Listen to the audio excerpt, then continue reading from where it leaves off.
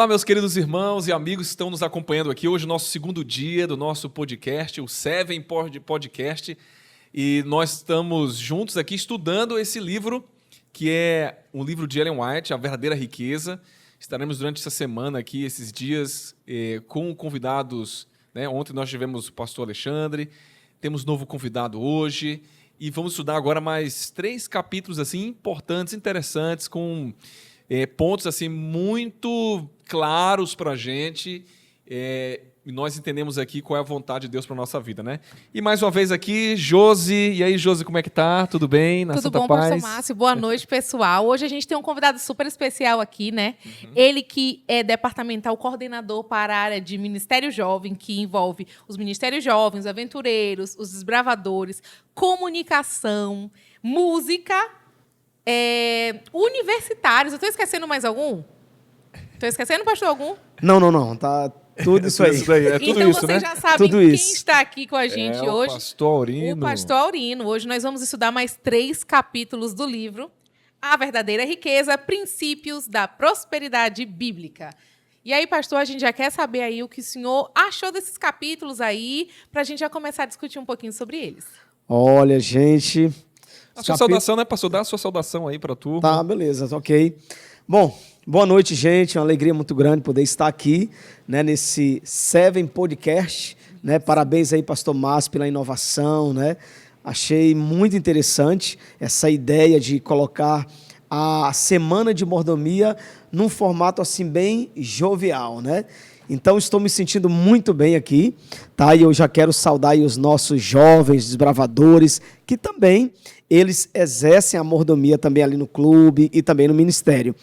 Bom, e aí perguntando o que eu achei, né, desses capítulos aqui, como foi já mencionado, os 3 capítulos que iremos debater aqui, capítulo 4, 5 e o 6, e confesso para vocês, gente, que lições maravilhosas nós extraímos aqui através dos escritos de Ellen White, né, nesse livro aqui, A Verdadeira Riqueza. Então, com certeza, nós iremos aqui trazer lições excelentes, extraordinárias, e vai ser uma bênção, e acredito que vai ser bom para os irmãos que estão ouvindo e assistindo também. Eu só vou mostrar novamente aí para vocês acompanharem.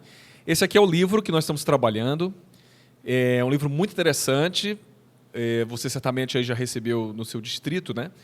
Mas aqui são cartas de Ellen White. Ellen White escreveu para algumas pessoas, né, na sua época. Ela deu ali conselhos, ela falou ali sobre, com pessoas sobre determinadas situações que envolviam a vida financeira, né, como ter uma vida próspera, né, qual é realmente a verdadeira riqueza.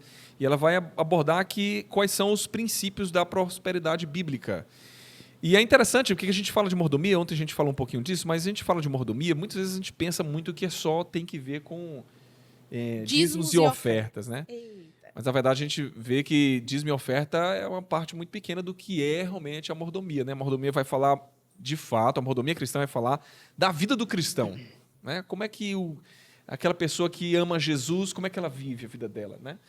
E, particularmente, nesses capítulos aqui, nós temos alguns assuntos assim bem interessantes do que Ellen White fala sobre a questão da busca pela riqueza, né? E os cuidados que nós devemos ter. E aí, Josi, a gente já começa aqui com uma carta que ela fez para 2 irmãos, não diz o nome deles, né? Não fala quem são eles, mas o livro até coloca assim, olha, essa história aqui ela é aplicável a muitos, né? E está publicado aqui para o benefício da igreja, e ela se assemelha muito às situações dos dias de hoje. No cotidiano, né? É Sim. verdade. E aí, pastor Aurino, a gente queria ver um detalhe aqui, né? Ela fala aqui um pouquinho para esses 2 irmãos, da vida deles. Eles eram pessoas que estavam, né, ali em busca de alguma coisa. Eles eram cristãos, mas eles tinham lá no coração deles uma busca assim grande por algo, né? E o que era isso que eles tanto queriam, tanto almejavam, né? Olha, quando a gente começa a leitura aqui do capítulo 4, olha o título, Cuidado. E um ponto de exclamação aí, hein? Cuidado. Então é interessante que ela vem trazendo algo muito assim curioso, quando ela diz assim, a grande preocupação é como amar a Jesus e seu serviço mais do que o mundo. Né? Então, o capítulo 4 ele já vem trazendo esse cuidado e também essa preocupação em amar a Deus e amar as coisas, né? E as coisas que estão no mundo. E nós, como cristãos, o próprio pastor Márcio falou aí, não é, quando a gente aborda mordomia, alguns irmãos pensam, já vem falar de dinheiro. Então, olha só, o capítulo 4 já vem trazendo aqui, falando do amor. O amor às coisas do mundo e o amor a Deus, né? E aí ela diz aqui, olha, eu vi que vocês estão preocupados, né? Como amar a Jesus e seu serviço mais do que o mundo. Aí ela diz, se vocês amam mais o mundo, suas obras o testificarão. Se amam mais a Jesus e seu serviço, as ações também o demonstrarão. E aqui ela também diz, vi que vocês estão sendo observados por muitos mundanos, ou muitas pessoas que não fazem parte da nossa mesma fé. Então, ela diz, o nosso comportamento, as nossas ações, elas são observadas. Né? E no aspecto aqui da mordomia, né, a gente precisa realmente colocar o amor de Deus em primeiro lugar e sobre todas as coisas. Pastor Lino e Josi, você vê aqui que ela diz uma coisa interessante. Né? Ela diz assim, olha, eu vi que ambos têm um conflito diante de si. E qual é esse conflito? Estão em constante combate para manter este mundo fora do coração. Como é que assim, a gente vê a vida cristã hoje, né? Nós vivemos no mundo cristão, mas esse conflito, pastor Lino, assim, você que trabalha com jovens, né? Os jovens, eles sentem muito isso, eles têm muito esse conflito de permanecer com Cristo e esse combate, essa luta para que o mundo não entre no coração dele. Como é que ele deve viver a vida dele? Como é que ele deve administrar? Será que dá para a gente fazer uma negociata, assim, né? Não sei, a gente vive um pouquinho na igreja aqui, mas experimenta um pouquinho ali, né? Viver em cima do muro ou no limiar. Uma vez o jovem perguntou assim, pastor, onde é o limite que eu posso ir? Né? Até onde eu posso ir bem aqui que eu consiga, né, experimentar dos dois? Isso aí é um conflito, assim, o senhor que está na área jovem, é muito observável isso, o jovem está muito sujeito a esses tipos de conflito ele sabe que é de Deus, ele sabe que é cristão, ele crê em Jesus, mas ele tem essa luta para se desvencilhar do mundo. O que muitas vezes leva o jovem, né, a querer a ter esse conflito? E, pastor, o que leva o jovem a amar o mundo, porque ela termina dizendo isso, né? Eu sei que vocês têm um grande conflito, porque vocês estão tentando lutar contra as coisas do mundo, mas vocês amam as coisas do mundo. Vocês amam o que está no mundo e o que o mundo oferece para vocês. Como é que o jovem... Dê aí uma dica para o jovem que está nos ouvindo agora. Olha, aqui a gente não pode correr o risco, assim, eu vou generalizar aqui. Não, existem jovens que realmente têm mais forças, né, de superar as tentações, de vencer as tentações. E existem sim, existem jovens que realmente vivem aquele conflito, né? Muitas vezes estão na igreja porque o pai, né, está na igreja, ele ainda não tem ele ainda não auto se sustenta, então ele depende dos pais. Então muitos ainda, eu vou para a igreja porque meu pai quer que eu vá. Muitos, na verdade, assim, têm mais desejo pelas coisas do mundo do que pelas coisas da igreja ou das coisas de Deus. Então, eu acredito que sim, existem muitos jovens que passam por essas lutas, essas dificuldades, esses conflitos dentro de si. E nós sabemos que Satanás, ele é muito sagaz. As coisas que ele oferece, mais brilho, são mais saborosas, são mais atraentes, são coisas que chamam mais atenção. E o jovem, muitos deles, eles são atraídos por coisas que chamam a atenção. E já as coisas, podemos dizer assim, de Deus, aparentemente, é mais difícil de seguir, é uma coisa assim mais... Tem regras, né? É muita regra, sabe? É uma coisa meio que sem graça, então eu prefiro para cá. Aqui tem muito mais emoção, mais adrenalina, mais alegria, então realmente há esse conflito. Né? E nós, como cristãos, nós, como líderes da igreja, a gente precisa entender isso, que nós estamos, Eu sempre, quando eu entrei na igreja, eu sempre ouvi isso, que nós estamos no meio do grande conflito. Nós estamos no meio do grande conflito. Então, Satanás, de um lado, tentando nos levar, né, para o seu mundo, com atrações, com meias verdades, e do outro lado, Deus mostrando para nós totalmente a verdade. Mas aí vem algo importante para nós, né? Deus, ele coloca em nós e ele diz assim, olha, você tem o poder de escolha. Agora eu só quero que você escolha a melhor coisa, que é me amar. Se você me ama, guarda os meus mandamentos, né? Esse é um dos conselhos da Bíblia, né? E o amor às coisas do mundo, às vezes, nos tiram da salvação, né? Eu lembro da história da mulher de Ló, que ela teve a chance de ser salva, ela já estava fugindo, mas ela lembra das coisas que ela tinha, ela lembra das coisas que aprendiam nessa terra, e a gente tem que ter cuidado com isso. Às vezes a gente fica deslumbrado com o brilho das coisas que o mundo oferece e esquece que não fomos criados para o mundo, para o planeta Terra dentro dessa realidade. Fomos criados para viver aqui, sim. Viveremos aqui, sim, depois que essa terra for transformada, mas não vivemos para viver nela uma vida feliz, de glória, de glamour, com coisas que brilham e só felicidade, porque a gente ainda está passando por um processo de maturação cristã, e dentro desse processo de maturação cristã, Ellen White cita assim, que a gente precisa morrer para esse mundo, para viver para Deus. Eu Pastor, vejo assim... pastor, só fazer um comentário tá. aqui, pastor. Como é que a gente sabe que... né, o livro que ele vai colocar esse ponto aqui, que é através das nossas ações nós vamos saber se de fato a gente ama Cristo, se o nosso amor é com Jesus, está em Jesus, ou somos apenas cristãos que professam ser cristãos, ou se o nosso coração realmente ama o mundo ou ama Cristo. Como é que nós vamos saber disso? Diz aqui interessante, ó.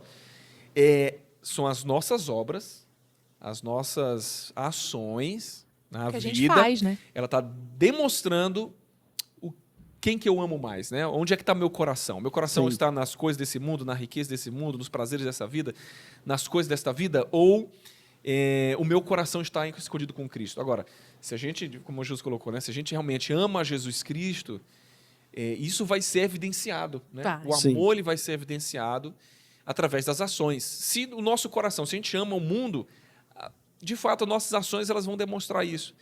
E, de fato, como a Jus colocou, né? Vocês precisam morrer para este mundo. Aqui está uma parte difícil, né? Uma chibatada. Nós estamos vendo uma geração hoje, né, pastor, que o que importa é o viver agora. Sim. Né? O importa é a experiência que eu estou vivendo agora. O aqui e o agora. Só se vive uma vez. Eu só consigo me sentir vivo se eu viver o agora. Deus, ele sabe o que passa no meu coração. Então, Deus, ele entende. Então, o pessoal vive nessa vida então, tudo é relativo, tal, não tem nenhum problema. Deus, ele sabe que eu amo. E ele lê o meu coração, né? Mas as suas ações, elas demonstram ao contrário daquilo que Deus está dizendo. Olha, se você realmente me ama, você tem que agir assim, né? E a pessoa, por exemplo, que se diz seguir a Deus, os seus comportamentos, a sua fala, a música, tudo que você vai fazer tem a ver com o que você está, tipo assim, não, eu amo ao Senhor. Então, ele precisa demonstrar isso através das suas ações, né? Então, é isso que ela vem falando aqui sobre esse conflito, né, que geralmente a gente vive. Agora, assim, dentro desse assunto aqui, existe, assim, no pensamento, né, do jovem, das pessoas desse mundo hoje, o padrão, o que eu tenho que ter para alcançar a felicidade, né? E, Josi, o que está na cabeça do jovem hoje? O que está na cabeça de todo mundo, assim, o padrão, o que ela precisa obter, o que ela tem que alcançar, que se subtende assim, não, se eu tiver isso, eu vou ser feliz, né? O ideal, o plano, né? Aquela ideia de vitória, alguém que realmente é bem-sucedido, alguém que é feliz, alguém que alcançou a felicidade. Então, que padrão é esse? O que o mundo estabelece? O que é essa busca pela felicidade? O que se entende, né?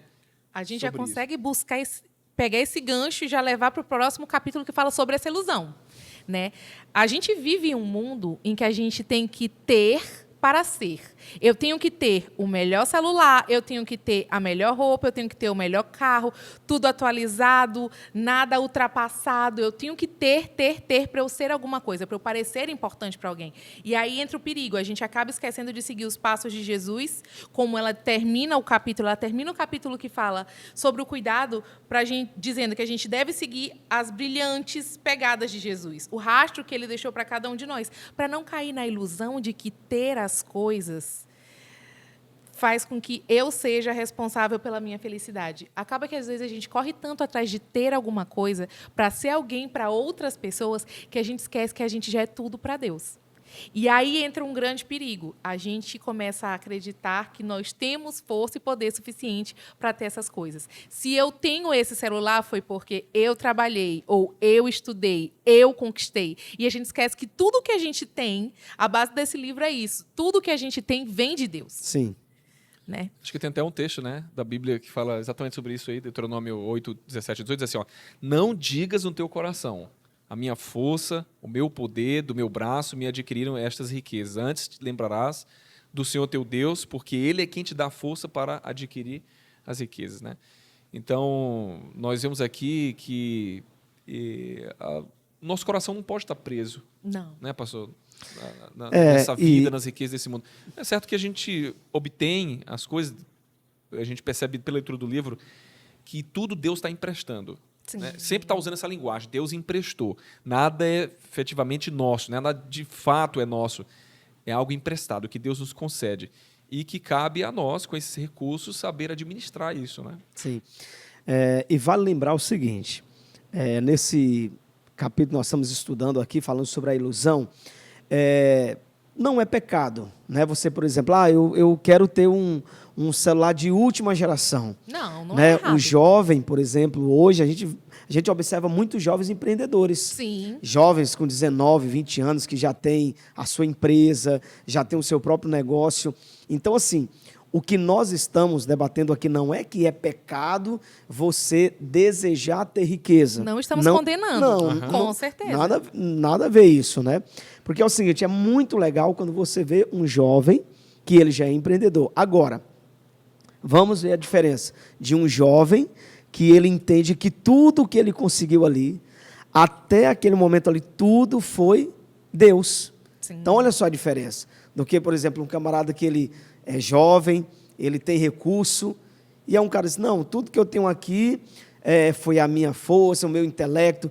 E aí, não, cara, mas Deus que te ajudou. Que Deus, cara? Se fosse depender de Deus, eu não tinha nada. Então, olha só. Já ouviu o pessoal...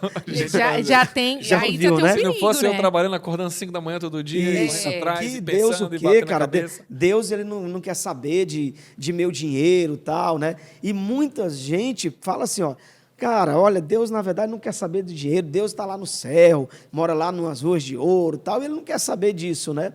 Agora sim, olha como é interessante, pessoal, aqui que fala assim, ó, o dinheiro, ele tem poder e exerce poderosa influência, excelência de caráter e valor moral. Agora, olha só, uma pergunta que ela diz, ó, que interesse tem Deus pelo dinheiro e pela propriedade? Por exemplo, Deus, ele tem interesse na minha mansão, no meu carro importado, nas roupas de marca que eu tenho, no meu celular de última geração. Deus, ele tem interesse nessas coisas? Bom, olhando aqui para o contexto, não, até mesmo porque ela vem trazendo aqui algumas comparações. Ó. Olha só, em Salmos 50, verso 10. Pois são meus todos os animais do bosque e o gado aos milhares sobre as montanhas. Outro texto. O mundo e tudo que está nele são seus. Os moradores da terra são gafanhotos. Os homens e propriedades são semelhantes como um grão de pó na balança. Deus não trata as pessoas com parcialidade. Então, observe que, olhando na esfera bíblica, gente, tudo que nós temos, ó, isso é insignificante para Deus. Agora, ele é dono de tudo, né, isso. pastor? Agora é o seguinte, eu tenho um celular de última geração. Aí agora eu chego diante dos meus amigos, ei, vocês são tudo pobres, vocês são amaldiçoados, eu tenho aqui, ó, comprei, Deus me deu isso aqui, o meu iPhone, o meu smartphone. Não, calma aí, você já está sendo prepotente e arrogante. E é justamente isso que Ellen White fala para nós sobre o aspecto da ilusão. Para a gente não usar uma linguagem bem maranhense aqui, para a gente não se achar, falando está se achando, né, mais do que todo mundo. Quanto mais a gente tem, mais a gente vai ver queimar. E eu ouvi isso em um sermão e achei maravilhoso. Interessante isso aí, viu? Quanto mais Repete de você novo aí, tem, Josi. quanto mais a gente tem, mais a gente vai ver queimar. Caramba. E aí, no final, o pastor perguntou assim, você está pronto para ver tudo que você tem queimar? Porque é o que vai acontecer. Nada do que a gente vai levar. A gente vai ser transformado, vamos ganhar uma casa com a rua de ouro, uma morada feita por Cristo. Vamos viver em um lugar onde tem joias preciosas em todos os lugares. E a gente tem que ter cuidado com algumas coisas. A gente tem algumas dicas aqui. A gente tem Paulo conversando com Timóteo também nesse capítulo, né? Sim, Ele fala ali, né, sobre o amor ao dinheiro, né? Sim. Ele dá várias orientações sobre isso. É interessante que a Bíblia não está condenando em si o dinheiro, mas ela está colocando aqueles que olham para ele como o seu Deus. Tipo, as Aqueles que atitudes, confiam né? nele, né? A sua segurança está nas questões financeiras, no poder financeiro, no dinheiro, nas Se não posses. tiver dinheiro, Se não Acabou. tiver, Acabou. acabou. E tanta gente assim, né? Tanta gente que tem depositado realmente a sua vida, a sua segurança nas posses, no dinheiro. Quando tem, tá tudo bem, tudo tranquilo, mas também quando não tem, é o fim do mundo, né? E o que Paulo coloca, de fato, é que muita gente coloca no coração o ideal de vida de ser rico, né? Não, eu quero ser rico, né? E passa a fazer disso a sua força, coloca toda a sua força, energia, tudo que ele tem para que ele possa obter mais, né? E é interessante que nunca está satisfeito, Nunca. né? Quanto mais você tem, mais Quanto você mais quer. tem, não. Uma vez eu vi no jornal uma pessoa envolvida no mundo, né, da área política, dizendo assim que eu já estou ganhando aí quase 50 mil reais, não está dando para eu estou passando necessidade. cara, Olha aí. Ai, Imagina só, né? difícil. Gente, não está dando para nada. 50 mil, eu já estou passando porque é 50 necessidade. mil hoje, né? Já pensou? Assustador. Que coisa, né? Parece que, assim, olha, a gente percebe, né? O ser humano nunca está satisfeito. Ele sempre gasta mais, ele sempre gasta além. Ele tem aquele valor, mas ele sempre quer mais. Ele nunca está satisfeito, né? Então, Paulo está dizendo aqui, olha, aquele que ama o dinheiro é a raiz de todos os males. Então, fuja de tudo isso. Fuja desse estilo de vida que você coloca no coração, eu quero enricar. Para mim, o que é mais importante é ter dinheiro, porque, no final das contas, é isso que vale. E, na verdade, a gente percebe que não é bem isso o que a palavra de Deus nos revela, né? Isso não é o mais importante. Não. A Bíblia não está dizendo que você não é que você não deve ser abençoado ou ter prosperidade. Você deve ter prosperidade, sim. Deus quer que a gente prospere. A gente vai entender isso no próximo capítulo, né? Sim. Sim. De que, de fato, para que a obra de Deus ela alcance o mundo inteiro, é preciso os recursos. E esses recursos estão aonde? Em nossas mãos. Sim. Né? Cabe agora, o recurso que Deus me deu, como a gente viu ontem, né? Se eu vou, de fato, ser fiel a Deus com isso ou não. Lembre que quanto mais eu tenho, mais vai ser exigido. Sim. Quanto mais Deus me abençoa, mais Ele deseja, né? Ele espera que eu também tenha um coração mais liberal, que eu aplique o recurso na obra do Senhor. E são essas coisas que vão demonstrando, de fato, onde é que está nosso coração. Sim. Eu quero que Jesus volte, mas Mas eu não espere quero. um pouquinho, eu, né? não- Eu quero aproveitar um indiretamente, eu não pouquinho quero mais aqui. contribuir. Exatamente. Eu quero que ele volte, mas vocês aí, ó, faz a parte de vocês, eu vou ficar por aqui aguardando ele, né? Sim. E aí ela termina esse capítulo 5 falando que a gente não deve depositar a nossa confiança, a nossa esperança na instabilidade da riqueza. Porque a riqueza é uma coisa, gente, um dia um dólar está um valor, o euro está outro valor, criptomoeda está sendo valorizada, depois está sendo desvalorizada. E se a gente colocar, centralizar toda a nossa energia na esperança da riqueza, a gente acaba se perdendo. E aí a gente aprende agora, no próximo capítulo, a sabedoria do mestre em administrar Show, os bens muito que a show gente isso aí. tem, que a gente recebe das mãos de Deus. Pastor Arino, tem uma parábola ali que muitas vezes a gente mesmo prega, né? Quando lê, nós temos um entendimento sobre a parábola, que é a parábola ali dos talentos. Sim. Né? A gente sempre coloca, imagina e prega e aplica no questão Nem dos todo nossos mundo prega, talentos, nem né? todo mundo canta. Dons e né? talentos, Dons, né? E talentos. Mas, na verdade, pastor Arina, o que Jesus queria tratar sobre essa parábola? Qual era, de fato, o assunto que ele queria? Que ele estava se aplicando a quê? Aquela parábola, né? Pastor Márcio e Josi, confesso para vocês que lendo esse capítulo, achei super interessante a abordagem que a serva do Senhor ela traz para nós. É por isso que é importante. Aqui eu já faço um desafio aos jovens da igreja que vocês leiam o Espírito de Profecia, porque vocês vão obter muitas lições e sabedoria mesmo. E aqui ela traz uma esfera totalmente diferente de muitas vezes que a gente vem pregando, né? Falando sobre a mordomia na parábola dos talentos. Sim. Quando ele entregou ali, o patrão entregou para um, ele entregou 5, para outro 2, para outro 1. Então, geralmente a gente observa, não, fulano ali tem 5 dons, sabe cantar, sabe pregar, mas não é isso. É tanto que os talentos ali está se referindo literalmente a dinheiro, está se referindo a recursos. Ou seja, o que foi colocado na mão daqueles jovens ali foi dinheiro, recursos. E o que esse recurso ele tinha que ser feito? Como diz aqui no livro, ele tinha que girar.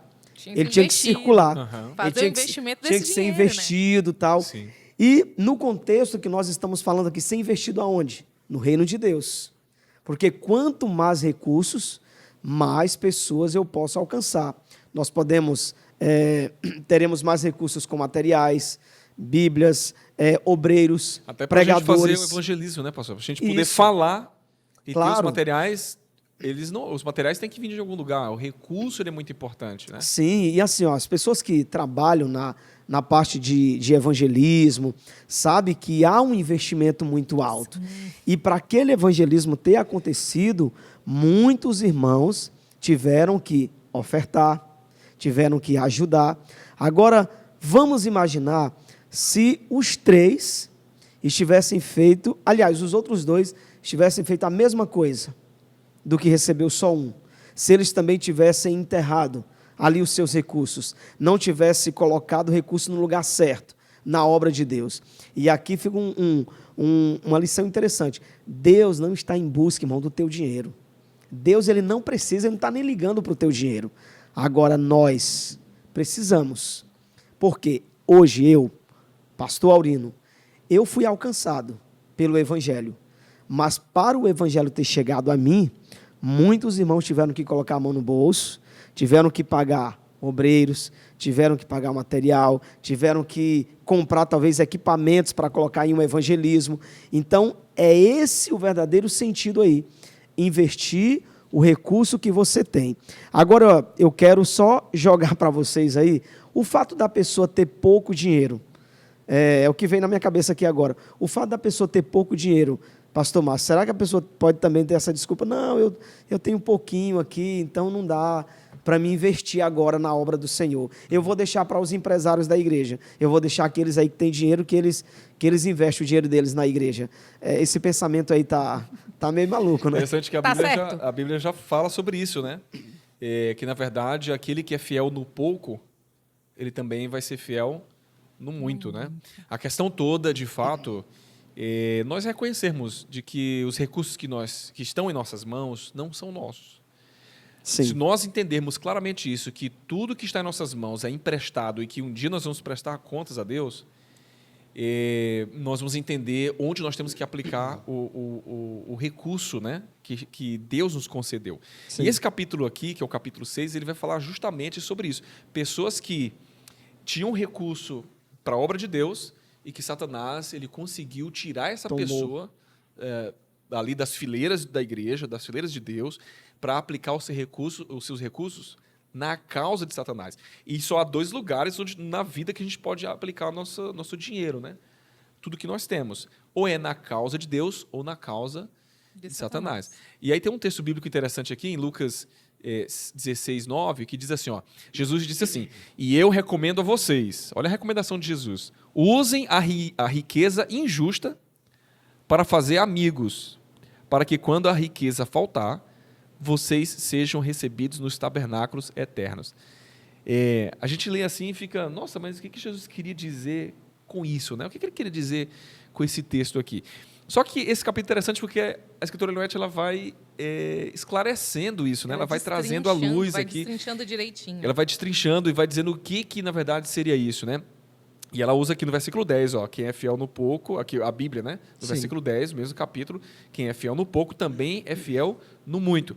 E o versículo 10, que diz assim, ó, e quem é injusto no pouco também é injusto no muito, né? Então, alguém pode alegar, mas eu não tenho muitos recursos, né? Mas por isso que a Bíblia sempre vai trabalhar com um percentual, segundo aquilo que foi nos abençoado, né? Sim. Tem que ser de maneira regular, tem que ser proporcional ao que nós temos, né? E se todos nós formos fiéis nesse aspecto, interessante, a mensagem de salvação ela vai alcançar o mundo inteiro, né? Sim. Naquele livro Mordomia Cristã, da escritora Ellen White, ela fala justamente isso. São duas coisas que precisam acontecer. É a missão e a fidelidade a Deus, né? Sim. Reconhecer. E aí, no final, ela diz assim, olha, Lucas 16, 11 e 12, né? Ela explica isso aqui, o que seria. O que seria esse texto de Jesus? Ele está dizendo assim, ó, se vocês não forem fiéis na aplicação do que é dos outros, quem lhes dará o que é de vocês? Ou seja, né, aqui do versículo 12, né? 11 e 12. Nós precisamos tomar os recursos que estão em nossas mãos, essa riqueza injusta, entre aspas, né? Uma riqueza injusta de fato, né? Porque ela não está bem distribuída. Muitos têm, poucos têm muito, muitos têm muito pouco, né? Sim. Mas se nós soubermos aplicar esse recurso da maneira correta, que é no reino de Deus, nós obteremos a verdadeira riqueza. Tem tanta gente correndo atrás dessa riqueza terrena, né, momentânea, e muitas vezes, no meio do caminho, ele morre, ele nunca alcançou. Outros que alcançam, logo em seguida perdem a vida. E outros que têm esse recurso, mas não é eterno, né? Como a Josi disse. A quem muito tem também vai ver... queimar. Vai queimar muito, né? Então, de fato, assim, é preciso ter um cuidado, né? Porque nós vamos prestar contas de tudo. Não vamos prestar contas do nosso tempo, vamos prestar contas dos nossos talentos, nosso tesouro, da autoridade, né? O pastor Orino como pai, Deus vai cobrar a autoridade dele como pai, vai cobrar a autoridade dele como pastor da igreja, né?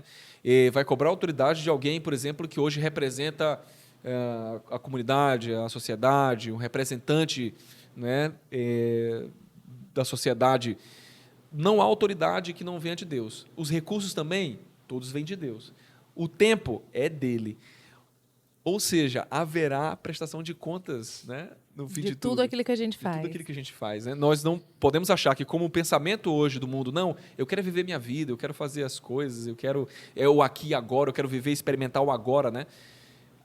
Mas, na verdade, nós temos que entender que a vida, ela não é isso aí, né? Nós vamos ter, no final, diante do mestre, do grande mestre, nós vamos precisar levar a ele e prestar contas de tudo que nós fizemos, né? Como foi feito, porque ele deu para nós a vida, ele deu para nós os recursos, ele nos deu uma família, ele nos deu, enfim, tanta coisa que a gente precisa aprender a lidar com isso, e tudo isso é para testemunhar dele, representar ele, né? A nossa vida, nós estamos aqui para testemunhar e revelar o caráter desse Deus através da nossa vida.